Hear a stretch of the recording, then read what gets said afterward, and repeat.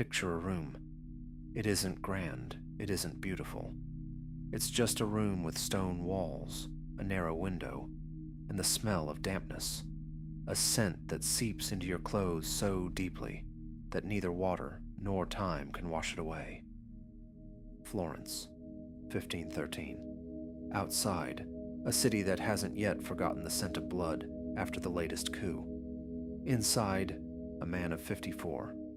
His fingers were broken during interrogation. He has been humiliated, discarded by the political elite like a piece of trash. Now, he sits at a wooden table by the light of a cheap candle and he writes. He isn't writing a complaint. He isn't writing a plea for mercy. He isn't begging to return to power. He is writing about power, about how it operates, about how men think when the stakes are too high for mistakes, about what happens inside a human mind at the exact moment when one wrong word could cost everything, and how, in that very moment, one must not panic, but see. His name was Niccolo Machiavelli, and what he wrote that winter, in poverty, in pain, in total political exile, is still read today as a survival manual for a world where the rules of the game change faster than you can adapt. But here's the thing. Most people have heard his name. Many have read the quotes. Almost no one understood the core message. Machiavelli wasn't writing about politics. He was writing about cognition, about the architecture of the mind under pressure, about why some people in a crisis become sharper, colder, more precise, while others lose themselves entirely, becoming hostages to their own fear. There is a moment known to everyone. You likely remember it too, even without the stone walls or broken fingers. The moment when pressure becomes physical, when you feel it literally, in your chest, in your throat, in the way you suddenly stop hearing your own thoughts, a conversation with a superior that goes sideways, a decision that must be made right now, with no time for reflection, a conflict that explodes out of nowhere, leaving you standing in the middle of it, not knowing what to say, because everything you could say feels both right and catastrophically wrong. In these moments, most people do one of two things. Some freeze. They go numb. They say what is safest. They retreat into themselves, losing both time and initiative. Others explode. They react impulsively. They say too much. They do things they will regret hours later. Both groups, later in the silence, replay the scene over and over, and they see exactly how they should have acted. They see it clearly, calmly, with surgical precision. But it's too late. Why do we become wise after the fact and lose our minds during the event? Machiavelli left us the key to this, not as a theory, but as his own life, a broken, bitter, incredibly honest life of a man who studied power, not in a library, but in the real rooms where real decisions were made, where real lives were on the line. To understand what Machiavelli was talking about, you first have to understand where he was. Renaissance Florence wasn't the picturesque place you see on postcards. It was a machine. A complex, ruthless political machine where family clans controlled everything. Money, armies, the church, the narrative. Where alliances were forged and shattered overnight. Where a man who was a royal advisor in the morning could find himself in a dungeon by evening, simply because the balance of power shifted. Machiavelli worked within this system for 14 years, as a diplomat, an analyst, a man sent to the most dangerous players of the era. Cesare Borgia, Pope Alexander VI, kings who smiled while they planned how to use you. He felt how pressure operated at the highest levels. And then it all collapsed. He was arrested, tortured, and ultimately discarded. He was alive, but politically dead. It was then, at this dead end, that he began writing The Prince. He wrote it as a man who had just had everything stripped away, and who, despite this, had not lost the ability to think. Moreover, at that moment, he was perhaps thinking more sharply than ever before, because the pressure had shattered his illusions. And beneath the debris of those illusions, he found something solid. Here's the first and most important idea from Machiavelli's code. He called it virtu. This is not virtue in the moral sense.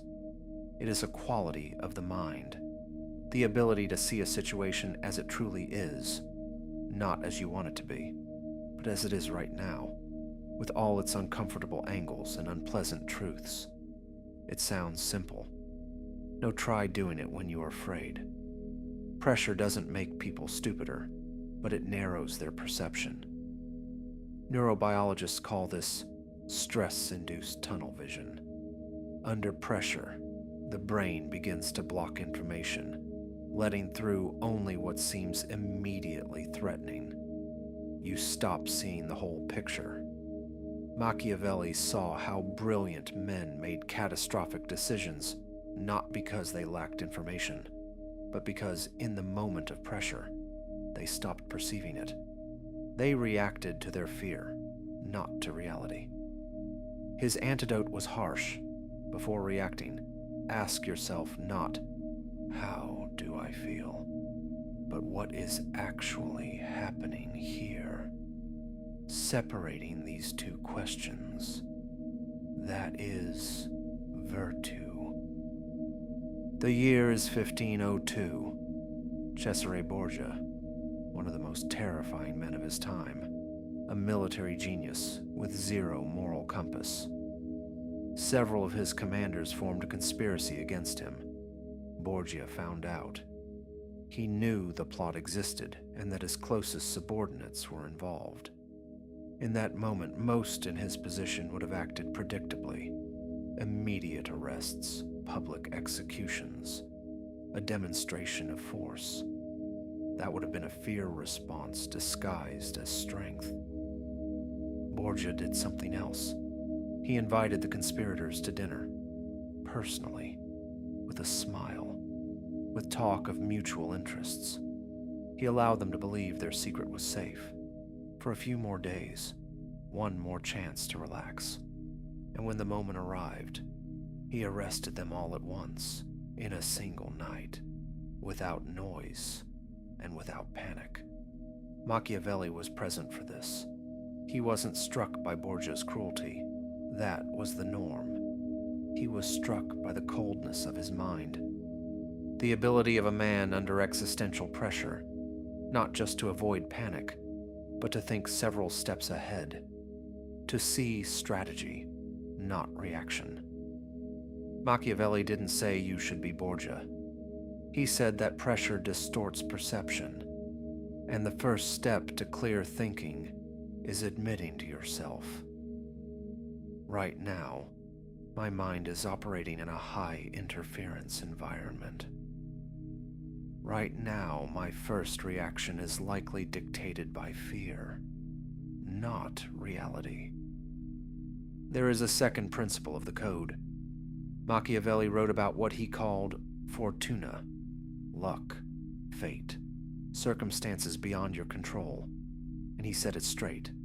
Half of what happens to you is fortuna. The river floods, and it doesn't ask for your permission. But that is exactly why the other half, virtu, is so vital. It gives you control over one thing, how you respond. A massive portion of crisis-induced panic stems from confusing these two things. We waste mental energy trying to control the uncontrollable, and we lack that energy for what can be controlled. Machiavelli saw this in rulers. Those who lost power almost always panicked over things that could not be changed, instead of acting in the space where action was possible. The story of Robert McNamara, a manager from the 20th century, illustrates both poles of this strategy. At Ford Motor Company, he was brilliant. He came into a company that was a mess and did what Machiavelli would call virtu. He demanded to see reality as it was, with data, with failures, with uncomfortable truths. He made decisions under immense pressure and made them well, because he asked, "What is actually happening here?" And then he became the Secretary of Defense, and then Vietnam. What happened to him there is an illustration of how pressure breaks the machinery of thought. He knew the war was being lost. The data and advisors said so clearly.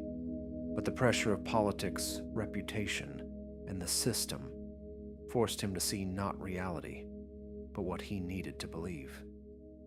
He began to believe data that said, "We are winning," even though he knew it was inaccurate. The most dangerous lie is not the one others tell you. The most dangerous lie is the one you start telling yourself, because the truth is too uncomfortable in that moment. The third principle concerns the people you listen to. A good advisor is not one who comforts you, but one who tells the truth, even when it is painful and destroys your worldview. But such an advisor only exists when the ruler creates the conditions for it. When you do not punish for uncomfortable news. When you do not kill the messenger. If you create an atmosphere where people fear delivering bad news, you are destroying your own ability to think clearly. You are creating an information bubble out of a simple desire to avoid pain. And in a crisis, you will not get the real picture, because everyone around you has already learned to tell you what you want to hear. Think back to when you made an important decision. Who did you ask? Only those who would agree with you and share your values. Or did you seek out voices whose disagreement was uncomfortable but accurate? All these stories are about one thing, that ultimately, it is not circumstances or resources that decide the outcome. It is how your mind operates at the exact moment when it's easiest to shut it off. And that is the one thing no one can take from you. Florence, 1513. A man with broken fingers in a damp room dips his pen and begins to write. Not because he hopes for a pardon, but because he sees reality clearly, precisely, and coldly. That is virtue. The ability to see reality as it is, even when it hurts. To act from that vision, not from fear. To find the space between what is happening to you and who you choose to be in response. 500 years ago, one man understood something about the nature of the human mind. And still today, when you stand in your moment of pressure and feel everything narrowing, his words still work. Welcome to the dark code.